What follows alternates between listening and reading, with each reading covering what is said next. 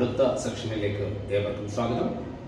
ആദ്യമായി IPCയുടെ വ്യത്യസ്തങ്ങളായിട്ടുള്ള പ്രധാനപ്പെട്ട സെക്ഷനുകൾ കുറച്ച് നമ്മൾ നേരത്തെ പറഞ്ഞിട്ടുണ്ടായിരുന്നു.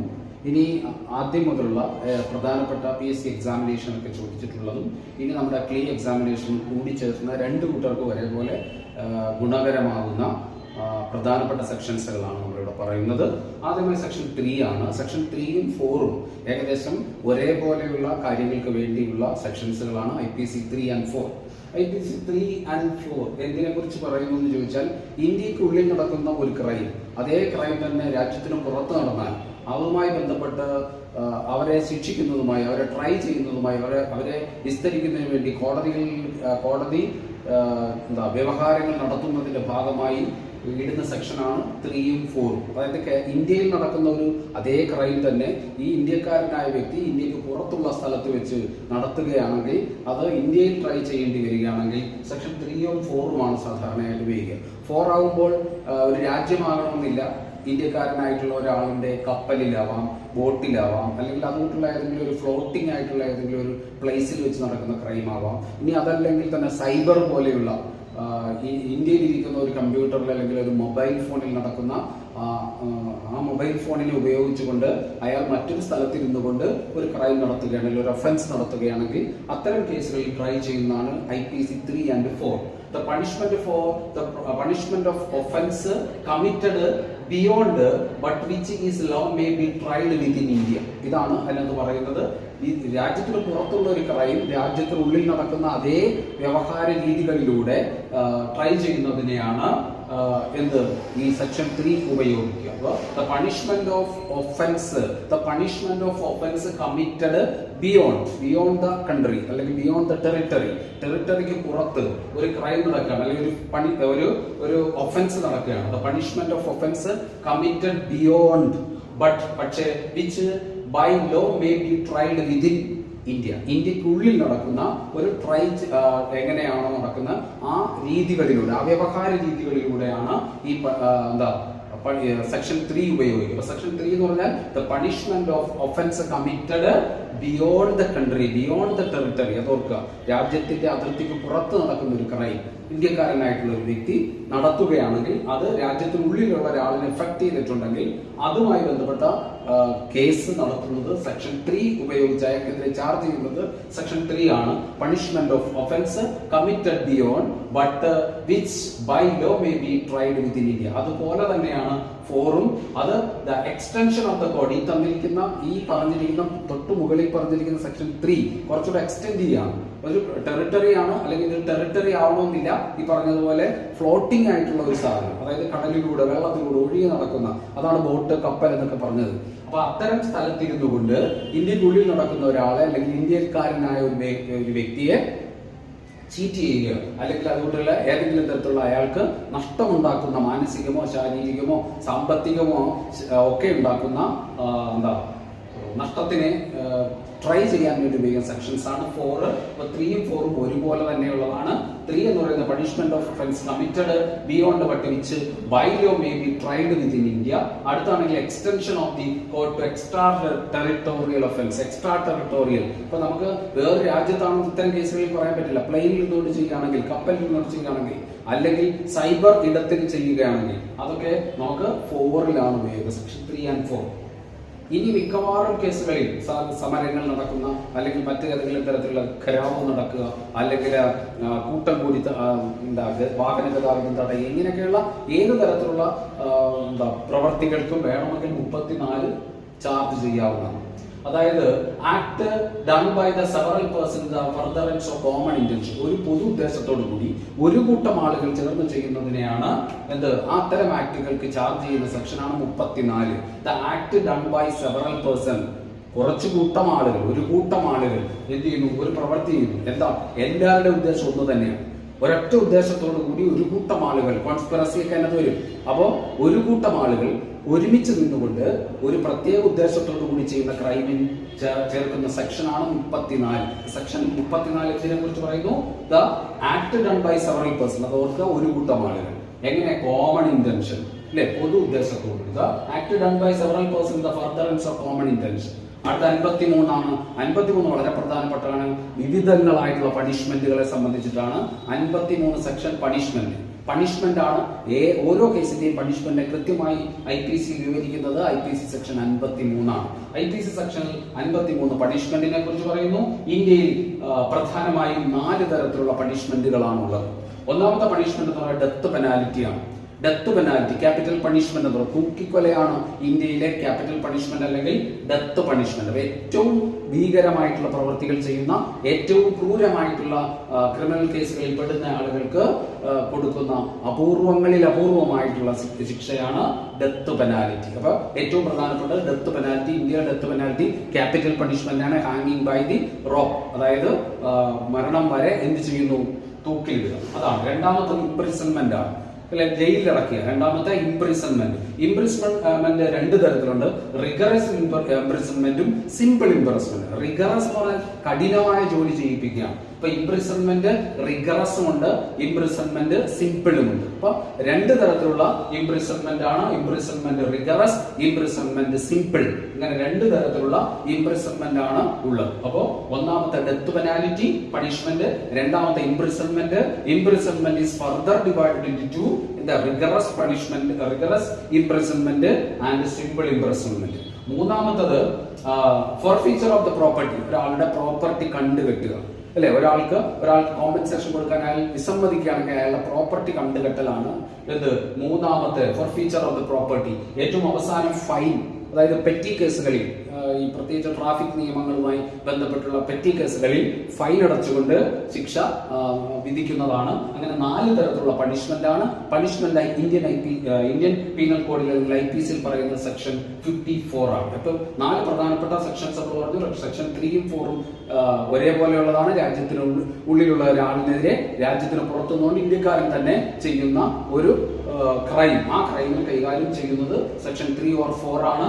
34 കോമൺ ഇന്റൻഷനോടുകൂടി സെവറൽ പേഴ്സൺ എക്സിക്യൂട്ട് ചെയ്യുന്ന ഒരു ആക്ഷൻ ആണ്. അടുത്ത 53 പണിഷ്മെന്റ്.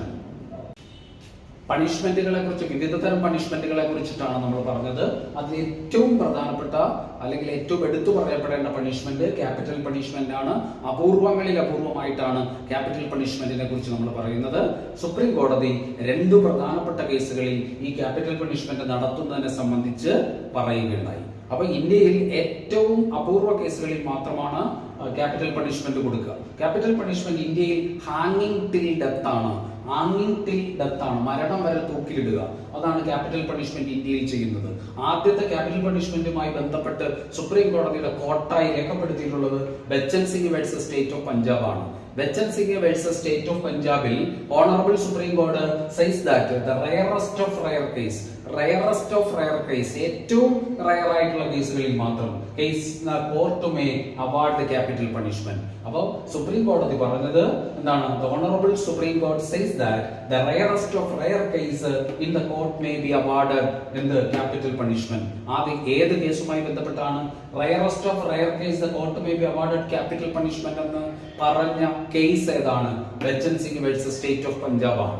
അതിനുശേഷം Machhi Singh versus state of Punjab എന്ന് പറയുന്ന കേസിലും സുപ്രീം കോടതി പറഞ്ഞിട്ടുണ്ട്. സുപ്രീം കോടതി being quoted the context of capital പണിഷ്മെന്റിനെ കുറിച്ച് രണ്ടാമതൊരിക്കൽ കൂടി സുപ്രീം കോടതി പറഞ്ഞ കേസാണ് Machhi Singh versus state of Punjab.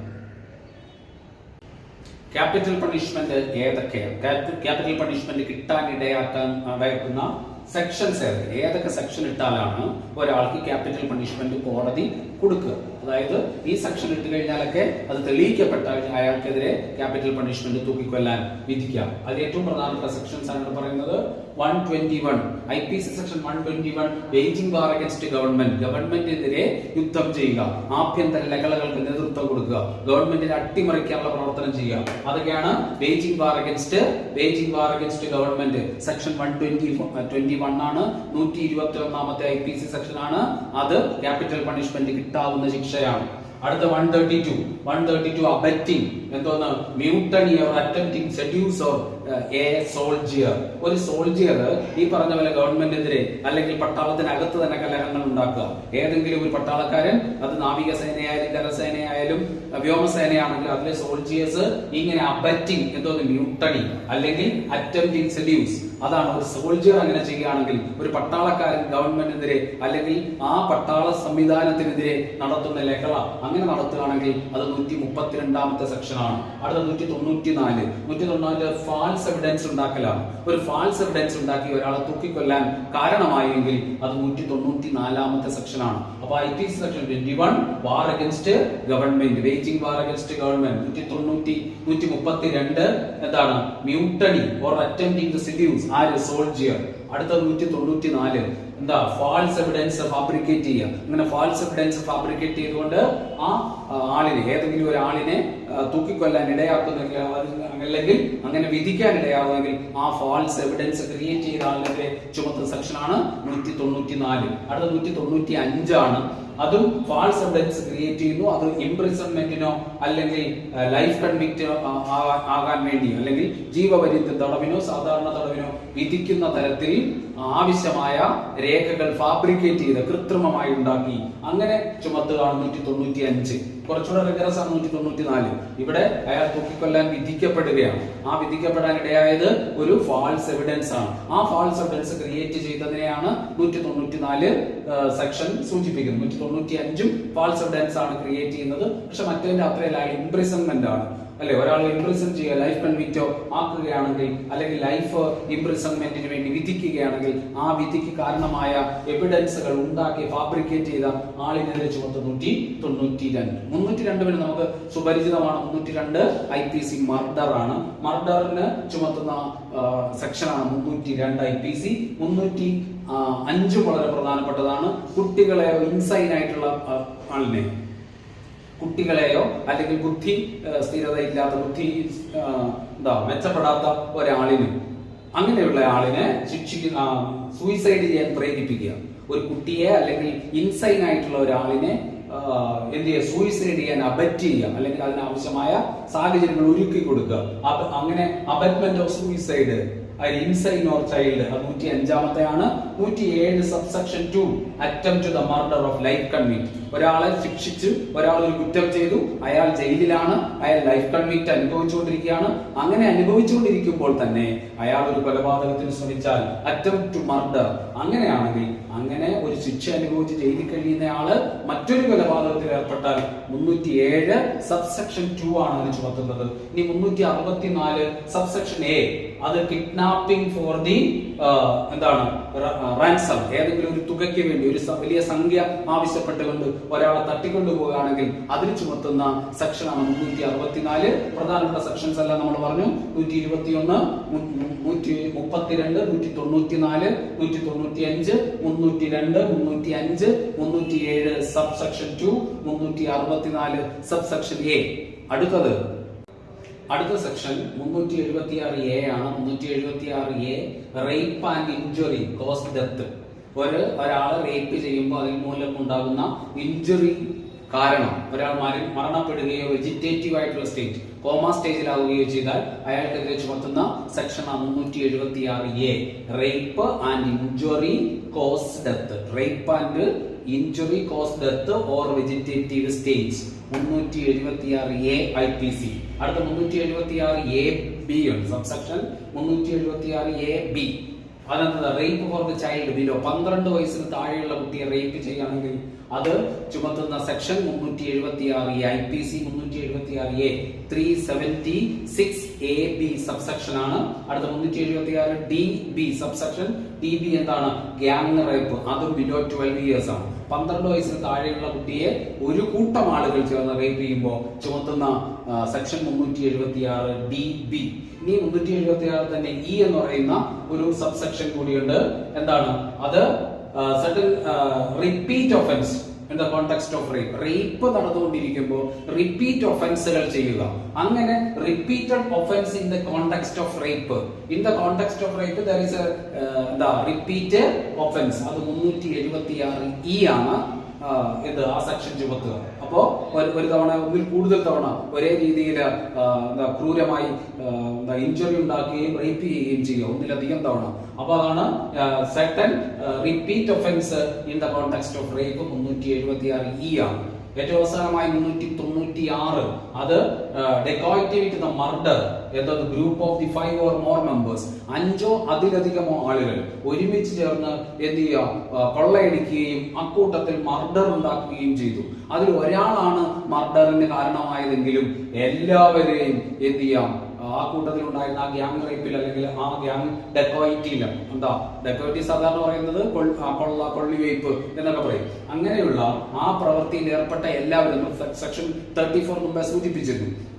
Common ഇന്റൻഷനോടുകൂടി ഒരാൾ ചെയ്താൽ പോലും ഒരു ഗ്രൂപ്പിലുള്ള ഒരാൾ ഒരു ക്രൈം ചെയ്തു, പക്ഷെ അവരുടെ കൂടെ കോമൺ ഇന്റൻഷനോട് കൂടി ഈ പ്രവൃത്തി ചെയ്യാതിരുന്നാൽ പോലും ബാക്കിയുള്ളവരും കൂടി ഈ കുറ്റത്തിൽ എന്ത് ചെയ്യാം, പ്രതിയാക്കപ്പെടാം. അതുപോലെയുള്ളതാണ് 396 ഡെക്കോയിറ്റി വിത്ത് ദ മർഡർ എന്തോന്ന് A group of 5 or more members, 5 അതിലധികമോ ആളുകൾ ചേർന്നുകൊണ്ടൊരു കൊള്ള നടത്തുകയും അപ്പോൾ മർഡർ ഉണ്ടാവുകയും ചെയ്താൽ ആ കുറ്റത്തിൽ എല്ലാവരെയും വേണമെങ്കിൽ എന്ത് ചെയ്യാം, ഇങ്ങനെ തൂക്കിക്കൊല്ലാൻ വിധിക്കാം. അപ്പോൾ പ്രധാനപ്പെട്ട ക്യാപിറ്റൽ പണിഷ്മെന്റിന് കാരണമായ ക്യാപിറ്റൽ പണിഷ്മെന്റ് വിധിക്കാൻ ഇടയാകുന്ന പ്രധാനപ്പെട്ട സെക്ഷൻസ് എന്തൊക്കെയാണ്? 121 IPC section 121, IPC section 132, IPC section 194, IPC section 195 subsection A 195A. അത് കഴിഞ്ഞാൽ 307, 302, 305, 307 സബ്സെക്ഷൻ 2, 307(2). അത് കഴിഞ്ഞ് 364 subsection A, 364A, 376A, 376AB, 376DB, 376E. ഇത്രയുമാണ് 376ൽ തന്നെയുള്ളത്. അപ്പൊ 376 ഏറ്റവും പ്രധാനപ്പെട്ട സബ്സെക്ഷനുകളെല്ലാം വരുന്നതാണ്. 376 വരുന്നത്, 376A വരുന്നത് എന്താണ്, ഒരാൾ റേപ്പ് ചെയ്യുകയും അതിനോട് ഇഞ്ചറി ഉണ്ടായി മരിക്കുകയോ വെജിറ്റേറ്റീവ് സ്റ്റേജ് ആവാം. അത് കഴിഞ്ഞ് 376 തന്നെ AB 12 വയസ്സിൽ താഴെയുള്ള കുട്ടിയെ റേപ്പ് ചെയ്യുന്നത്. അടുത്തത് ഗ്യാങ് റേപ്പ് 12 വയസ്സിൽ താഴെയുള്ള DB ആണ് 376 DB. അവസാനം 376E എന്താണ്, ഒരു റിപ്പീറ്റ് ആയിട്ടുള്ള offence, the context of rape. ഇത്രയുമാണ് 376. 376A ഉണ്ട്, 376 AB ഉണ്ട്, 376 DB ഉണ്ട്, 376E ഉണ്ട്. ഏറ്റവും അവസാനം 396 ഡെക്കോയിറ്റി വിത്ത് ദ മർഡർ. എങ്ങനെയാ, group of 5 or more members. ഇത്രയുമാണ് എന്ത് IPC സെക്ഷനിൽ ഏത് ക്യാപിറ്റൽ പണിഷ്മെന്റിന് വിധിക്കാൻ ഇടയാവുന്ന സെക്ഷൻസുകൾ ഇതെല്ലാം. അപ്പോൾ ഇന്നത്തെ ഈ ക്ലാസ്സിൽ നിങ്ങൾക്ക് ഈ ക്യാപിറ്റൽ പണിഷ്മെന്റ് എന്താണെന്നും ക്യാപിറ്റൽ പണിഷ്മെന്റിന് കാരണമാകാൻ ഇടയാകുന്ന സെക്ഷൻസ് ഏതൊക്കെയാണെന്ന് പറഞ്ഞു കാണുമെന്നും നിങ്ങൾക്കത് മനസ്സിലാക്കാമെന്ന് വിശ്വസിക്കുന്നു. Thank you very much.